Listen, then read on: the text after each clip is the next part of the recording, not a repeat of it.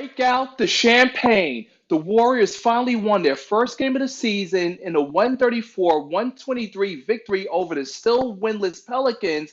And all of a sudden, Steph Curry, Stephen Kerr, Draymond Green can't take the criticism. And I am going to tell you why Steve Kerr is definitely not one of the greatest NBA coaches of all time, and why even the Golden State Warriors aren't as great a team as the media and social media and fake ass bandwagon fans hype them up to be. As you've entered the sports opinion log here in LexAnderson world, I'm Lex Anderson. So if you're down with all things NBA, East Coast, West Coast, or representing Laker Nation all day, every day, like a real fan like I am, subscribe to the channel and press the bell icon to stay notified for any and all of my future videos while I get the grip on this video. Okay, sports historian here, Lex Anderson. Just going to break it down to you real quick because a lot of people in social media are fucking fake. A lot of people in society are fucking bandwagon. So let me just break down to you how the Golden State Warriors work. They've been around since 1972, been in the league for nearly, 48 years? Page break.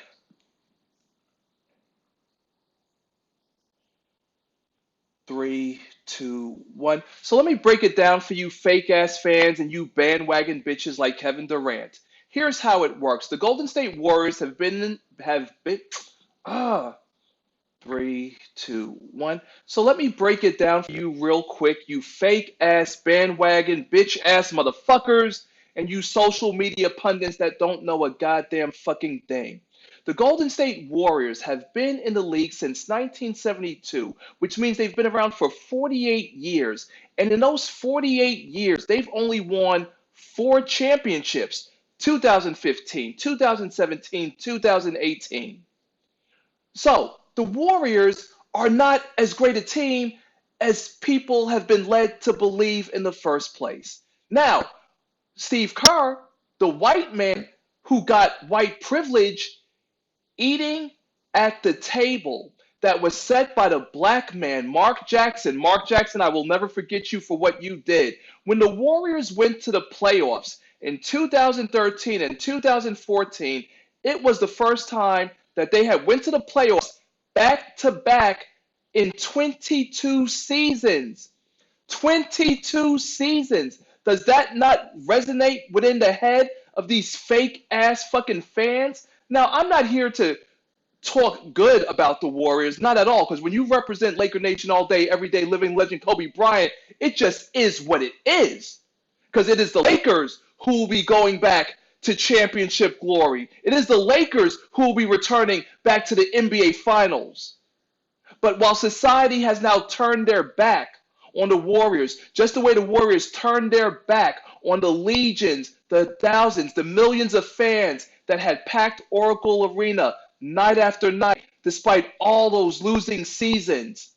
They got the money, they got rich, they moved over to the other side of the bay in their billion-dollar stadium, financed by Chase and private investors. So fuck the regular fan. Did you know that the Warriors actually have a standing room only room where for $100 you could be in a game time environment even though there's no fucking views of the court? Yeah, did you know that? Look it up. And Steve Kerr has proven that he is actually kind of incompetent as a head coach. And you know why? So after they get rid of Mark Jackson after the 2014 season, they win the NBA Finals in 2015. But who lost in the finals with the chance to go back to back? Remember 73-9? Remember the 3-1 NBA Finals lead that was blown to LeBron James and the Cavaliers? Game 7, they choked at home and LeBron walked out as an NBA champion, bringing a championship to Cleveland for the first time in over 50 years? If that's not a choke job, I don't know what is. But then it gets better. 2007. Kevin Durant becomes a bandwagon bitch. He leaves OKC to join the Warriors. They go back-to-back with championships in 2017, 2018. But what happens in 2019? With a chance to secure the three-peat, with a chance to secure a place in history that no one can ever deny, that they could potentially be the greatest team ever, they They were beset by injuries, and Kawhi Leonard went into their house and closed down Oracle Arena nearly 50 years once and for all. And so, of course, the Warriors did what they had to do. They gave Draymond Green a shitload of money. Draymond Green, of course, a fake ass all star, who, of course, would have to be successful, being sandwiched between the Splash Brothers, and then you add Durant. But sadly, the Warriors became undone. Karma came through with her Sith, and she swiped them clean. Klay Thompson, torn ACL.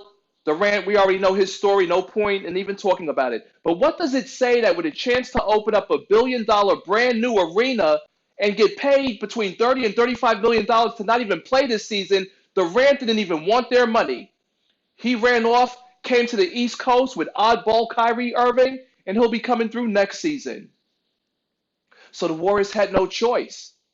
They had to extend Draymond. They had to give Klay Thompson his money. And now you have Kerr talking about how the reality of what this team is.